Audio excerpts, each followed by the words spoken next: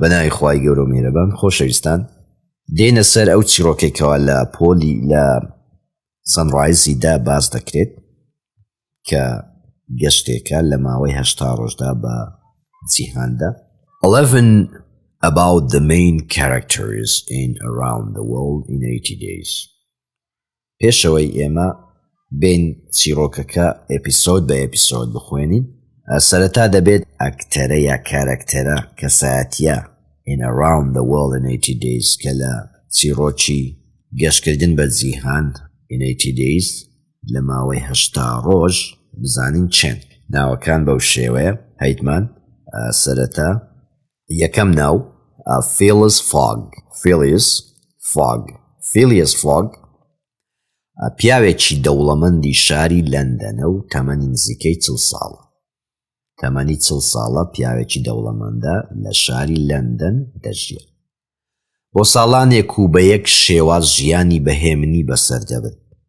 ڕۆژانە هەمان شتی ئەنجام دەدا. لەگەڵ ئەوەشدا فۆگ لایەنێکی سەیری هەیە. ئەو کەسێک کە دەتوانێت لە ناکاو بڕیار بدات و شتی گەورە ئەنجام بدات. ئەویش گەشتێک بە دەوری جیهاندا لە ماوەی تەنها 8 ڕۆژدا. کەسایەتی دووەم جۆن پاسپارتو لاوێکی تەمەن 30 ساڵە، خەڵکی فەڕەنسایە، دڵخۆش و سادە و پاک و گەنجێکی ئازایە. کاری بێوێنەی لە بواری تەنافبازی، سێرک و ئاگرکوژێنەوەدا ئەنجام داوە، بەڵام کاتی ئەوە هاتووە ژیانێکی ئارام بەسەر بەرێت وەک خزمەتکاری پیاوێکی هێمنی دانیشتووی شاری لەندەن. هەرچەندە بۆی دەردەکەوێت ژیان لەگەڵ گەورە نوێیەکەیدا فیلیس فۆگ دوور دەبێت لە هێمنی و ئارامی. کەسایەتی سێم مستەر فیکس یەکێکە لەو پۆلیسە نهێنیانەی چوونە دەرەوەی شاری لەندەن بۆ دەستگیرکردنی ئەو کەسەی 55,000 پاوەندی لە بانقی ئینگلتەرا دزیوە. لە شاری سوێز بۆ یەکەم جار فۆگ و پاسەپارتوت دەبینێت و وا دەزانێت پیاوە دزەکەی دۆزیوەتەوە و دوای فۆگ دەکەوێت لە گەشتەکەیدا بە دەوری جیهاندا. لە سەرەتای چیرۆکەکەوە تا کۆتایی لە هەوڵی ئەوەدا دەبێت کە دەستگیری بکات. فۆگ دەستگیر بکات. وەزاین دزەکەیە. کەسایەتیەکەمان هەیە، ئەویش پێی دەڵێن ئەودا خانمێکی جوانی هیندیە. فۆگ و پاسەپارتوت لە گەشتەکەیاندا بەرەو هیند بۆ یەکەم جار دەیبینن. هاوسەرەکەی شازادەیەکی دەوڵەمەندی پیر بوو. کاتێ دەمرێت بە پێی دابوو نەریتە کۆمەڵایەتیەکان دەبێت ئەو خانمە بێوەژنە بە زیندوی لەگەڵ لاشەی مێردەکەیدا بسووتێنرێت. بەستەزمە. بەڵام پاسەپارتوت ڕزگاری دەکات و ئەویش دەبێتە هاوسەفەریان و لە ماوەی گەشتەکەیاندا لەگەڵ فۆگ هاوسۆزی دروست دەکات و دواتر هاوسەرگیری ئەنجام دەدەن. 12 about the author of Around the World in 80 Days. بابزانین کاتب نووسەری ئەم ڕۆمانە چیرۆکە Around the World in 80 Days چێە؟ ئەوە پێی دەڵێن جۆلز ڤێرن لە ساڵی 1828 لەدایک بۆ 1905 کۆچی کردیە. لە نانتس لە ڕۆژئاوای فەڕەنسا هاتۆتە دنیاوە. نووسەری ئەو چیرۆکە لە پاریس پایتەختی فەڕەنسا خوێنی یاسایی تەواو کردووە. زۆر زوو ڕووی کردوتە بواری نووسین و لە ڕێگای چیرۆک و ڕۆمانەکانی کە باسییان لە داهێنان و دۆزینەوەکانی سەدەی 19 دەکرد ناوبانگی دەرکردووە. بەرهەمە بە ناوبانگەکانی بریتین لە گەشتێک بۆ ناوجەرگەی زەوی لە ساڵ 1964 20,000 زمان لە ژێر دەریادا 1970 وە گەشتێک بە دەوری جیهاندا لە 8 ڕۆژدا. ئەوەی گەشتێک بە دەوری جیهان لە 8 ڕۆژدا ئێمە ئەوە دەخوێنین لە سەنڕایزی دا.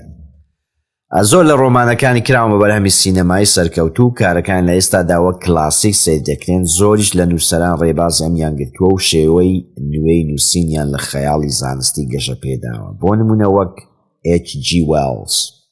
بەڵێ خۆشەویستانەوە کەسایەتیە گرنگەکانی ئەو چیرۆکە بوون لەگەڵ نووسەری چیرۆکەکە. خۆشەویستان پێشەوەی دەست بە ئەپیسۆدی یەکەم بکەین پێویستەوە بزانین Did you know دەتزانی The first steam engines began work in England 300 years ago. بەڵێ یەکەمین ئامێری مەچینەی هەڵمی کە دەستی بە کارەکانی کرد لە ئینگڵند 300 ساڵ لەوەبەر بوو. People used them to lift water out of deep mines. خەڵکی ئەم ئامێرانە مەچینانیان بەکاردەهێنا بۆ هەڵکێشانی ئاو لە کانە قۆڵەکان. Engines for transport came about 100 years later. مەچینە بۆ گواستنەوە ئامێر بۆ گواستنەوە came about 100 years later دواتر 100 ساڵ دواتر هات. The famous rocket won a competition in 1829. ڕۆکێتی بەناوبانگ ناودار won براوە بوو سەرکەوت بردیەوە a competition پێشبڕکێک لە ساڵی 1829 with a speed of 58 kilometers per hour.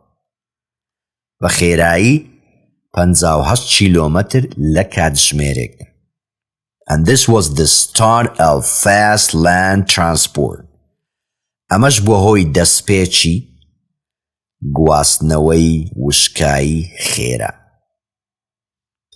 Steam engines ئامێرە هەڵمیەکان یا مەچینە هەڵمیەکان in ships لە کەشتیەکاندا soon followed بە دوایدا هات.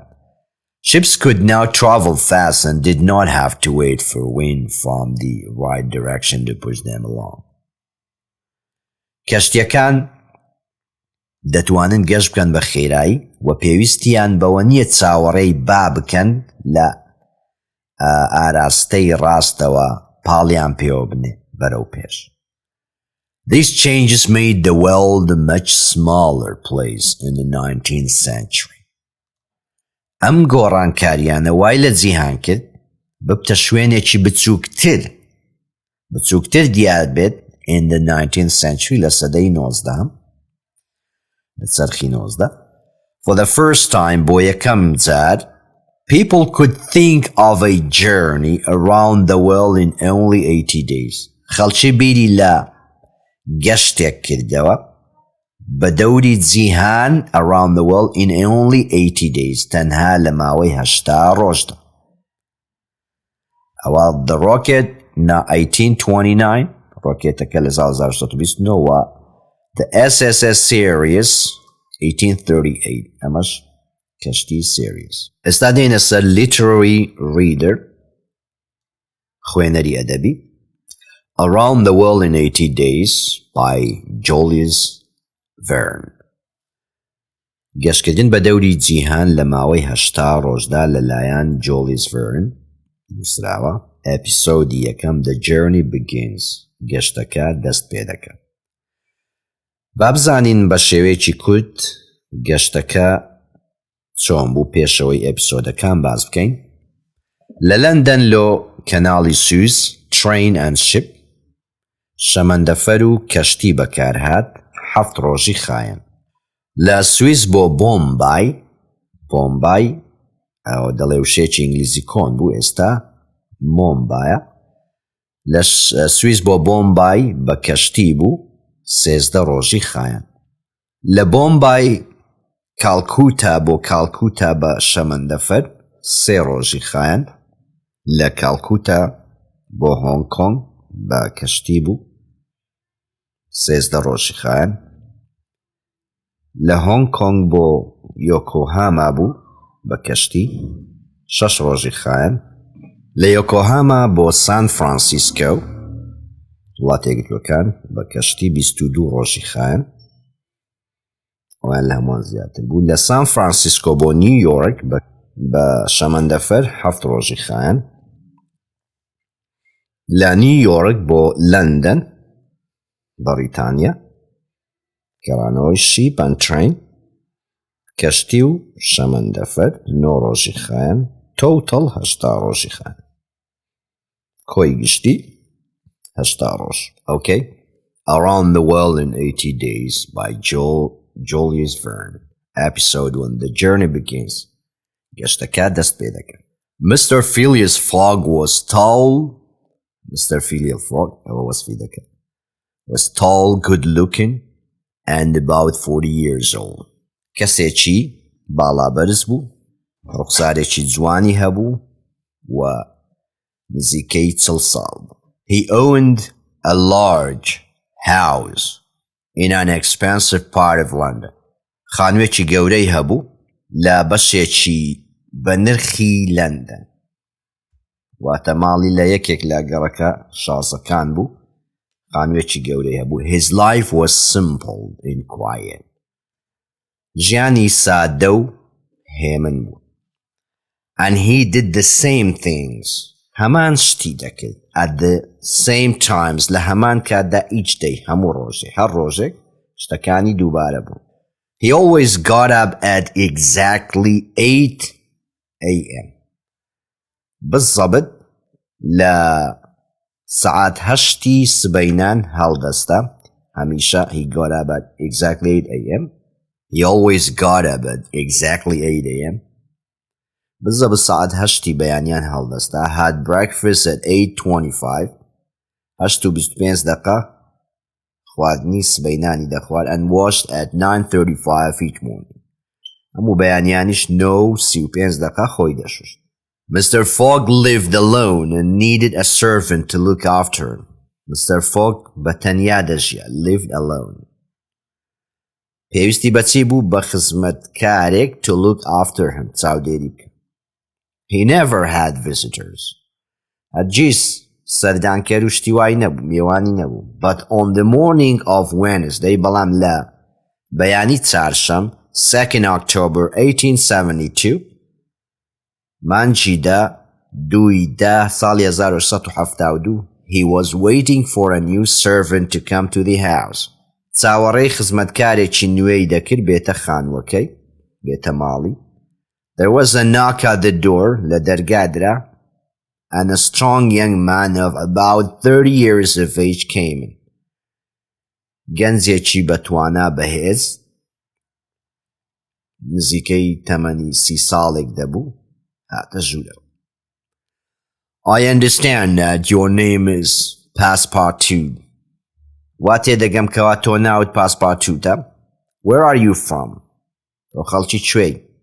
Asked Phileas Fogg. Phileas Fogg پرسید. Yes, my name is John Passepartout and I'm from France. بەڵێ من ناوم جۆن پاسپارتووتە من خەڵکی فەڕەنسام. I'm honest and I have had several different jobs. من کەسێکی دەست پاکم ڕاستگۆم و چەند کارێکی جیاوازیشم هەبووە. I used to be an acrobat in the circus. لە ئەکرۆبات لە سێرکس لێرە هاتبووم. And after that I was a firefighter in Paris. دوای ئەوە بوومە ئاگرکوژێنەوە firefighter لە پاریس. Now I hope to live a quieter life in England. ئێستاش هیوادارم ژیانێکی هێمنتر لە ئینگڵند بەسەر بەرم. Said the Frenchman. پیاوە فەڕەنسیەکە گوت. I hear that you work hard, Mr. Passepartout. من دەبیستم کەوا تۆ ئیش بە جددی دەکەی. بەڕێز Passepartout. I'm happy for you to be my new servant. من دڵخۆشم بەوەی تۆ دەبیە خزمەتکاریی نوێی من. You can start today. دەتوانی ئەمڕۆ دەست پێ بکەی. Phileas Fogg picked up his coat and hat. Phileas Fogg چاکەتەکەی لەگەڵ کڵاوەکەی هەڵگرت and he left the house at exactly 11:30. ماڵەوەی جێهێشت بزەبل لە 11:30 ساعت 11:30. He walked to the Reform Club. بەرەو یانەی ریفۆرم یانەی چاکسازی بڵێن ریفۆرم کلەب بەڕێکەوت. He did not work. ئیشی نەکرد. And he went to the club almost every day. نزیکەی هەموو ڕۆژەکە ڕۆیشتە ئەم یانەیە یاخود ئەم نادیە. There he always read newspapers and played cards with other rich men. لەوێ هەمیشە ڕۆژنامەی دەخوێندەوە و play cards چی دەکرد واتە یاری کاخەزێنوەوانە with other rich men لەگەڵ پیاوە دەوڵەمەندەکانی تر. Later that day دوای ئەم ڕۆژە he met 5 friends there. چاوی بە 5 برادەری کەوت and they started playing a game of cards. دەستیان بە یاری کارت کرد. Have you heard the news? said Stewart. Stewart گوتی ئایا هەواڵەکان بیستووە؟ یەک لەوان ناوی Stewart بوو گوتی one of the men یەکێک لە پیاوەکان. Someone has taken £55,000 from the Bank of England. کەسێک 55,000 پاوەندی لە بانقی ئینگلند بردووە دزیوە. They think it was a well-dressed man. پێیان وایە کەوا کەسێکی کەشخە پۆش بووە جلوبەرجی جوان پیاوێکی کەشخە پۆش who was seen in the bank لە بانکەکە بیندراوە. The police have sent detectives all over the world. پۆلیس لێکۆڵەرەوەی ناردووە بۆ هەموو جیهان but I don't think they will ever find the robber. بەڵام من پێم وانییە ئەوان قەت ئەم دزە بدۆزنەوە. The world is just too big. جیهان زۆر گەورەیە. The world has grown smaller than you think. جیهان grown smaller بەرەو بچووکتر دەستەوە than you think بەوەی کەوا تۆ بیر لێ دەکەوێت. With fast ships and new railways. ئەویش بە خێرایی کەشتی واتە کەشتیەکان خێران تۆ دەتوانێت هەموو جیهان ببڕی and new railways وە شەمەندەفەری نوێ ڕێگای نوێ. You could now travel around the world in only 80 days, said Phileas Fogg. تۆ دەتوانی هەموو جیهان بگەڕێی بە ماوەی 80 ڕۆژ. That's not possible, replied Stuart. Stuart گوتی ئەمە ناگونجێ. مەحاڵە. No one can do it in 80 days. هیچ کەسێک ناتوانێت بە ماوەی 80 ڕۆژ ئەمە. I believe that I can do it. Mr. Phileas Fogg گوتی باوەڕم وایە من بتوانم. If I can't, ئەگەر نەمتوانی I will give you £20,000. ئەوە 20,000 پاوەندت دەدەمێ, said Mr. Fogg in a quiet voice. بە دەنگێکی هەیە من گوتی ئەگەر نەمتوانی 20,000 پاوەندت دەدەمێ. The 5 men talked about Mr. Fogg's idea and finally they said. پێنج پیاوەکە talked about Mr. Fogg's idea. باسی فکرەکەی Mr. Foggiان دەکران. Finally لە کۆتاییدا they said گوتیان We agree. ئێمە ڕازین. Good. باشە. There's a train that leaves London at 9:15 this evening. There's a train شەمەندەفەرێک کەوا لەندەن بەچی دێڵی at 9:15 نۆ چارێکی بووێ this evening ئەمشەو. I will leave today. من ئەوڕۆ دەڕۆم and will return to London. دەگەڕێمەوە لەندەن. To this same room. بۆ هەمان ژوور. Before 8:45 p.m. پێش سەعات 8:45 شەو on Saturday لە شەممە 21st December مانجی 12 or I will give you £20,000. یاخود 20,000 پاوەندتان دەدەمێ, said Phileas Fogg quietly. Phileas Fogg بەهێمنی گوت. Mr. Fogg finished the game of cards and walked home. Mr. Fogg گەمەی کارتەکەی تەواو کرد و walked home بەرەو ماڵەوە بەڕێکە. He put £20,000 into a large bag. 20,000 پاوەندی لە ناو جانتایەکی گەورەدانە. and he gave it to his new servant.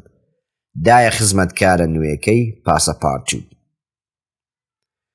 Passepartout put some of our clothes into this bag. Passepartout گوتی هەندێک لە جلوبەرگەکانم لە ناو جانتایەدانە. I'm traveling round the world. گەشت دەکەم بە دەوری جیهان. And I want you to come with me, he said. و دەمەوێت تۆش لەگەڵم بیت. Round the world, said Passepartout, surprised. تی بە دەوری جیهان بەسەر سوورمانەوە پاسپار گوتی. Yes, in 80 days. بەڵێ لە 80 ڕۆژ. And we leave this evening at 8:45. وام شەو ساعت 8:45 دەڕۆین. Passepartout finished packing the bag. Passepartout جانتاکەی پێچاوە تەواو بوو لە پێچانەوەی. And they took a taxi to Charing Cross. و تەکسێکیان گرت بۆ Charing Cross train station بۆ وێستگەی شەمەندەفەری Charing Cross Central London لە ناوەڕاستی لەندەن. Phileas Fogg bought 2 tickets to Paris. Phileas Fogg 2 تیکێتی کڕی 2 تیکێت بۆ پاریس. Then he said goodbye to his 5 friends. اینجا خواحافیزی لە 5 هاوڕێکەی کرد who were waiting at the station کەوا لە وێستگەکە چاوەڕێیان دەکرد. Mr. Fogg and Passepartout climbed into the train. Mr. Fogg و Passepartout بەسەر شەمەندەفەرەکە کەوتن. The train. 5 minutes later, پاش 5 دقە, Phileas Fogg's long journey started. گەشتە درێژەکەی Phileas Fogg دەستی پێکرد. As the train moved slowly away from the station. کاتێک شەمەندەفەرەکە دەستی بەجوولە کرد بە هێواشی لە وێستگەکەی بەلەو ڕۆیشتن ڕۆیشت.